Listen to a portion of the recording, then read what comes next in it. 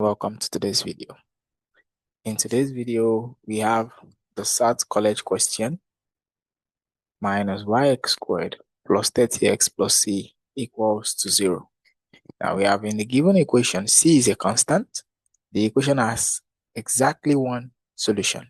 That is, it has a unique solution, just a single solution. Now, what is the value of c?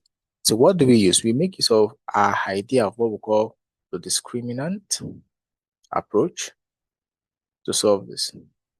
So we make use of the discriminant approach to solve this. And what is that? We have b squared minus 4ac equals to 0, which implies that I can say b squared equals to 4ac. Now, all you need to do is come to the side of your equation and identify which one is a, which one is b, and which one is c. So from here, a is minus 9. That is the coefficient of x squared. And the coefficient of x, that will be b. So b here will be 30. B will be 30. And then c is what we don't know, which is what we are looking for.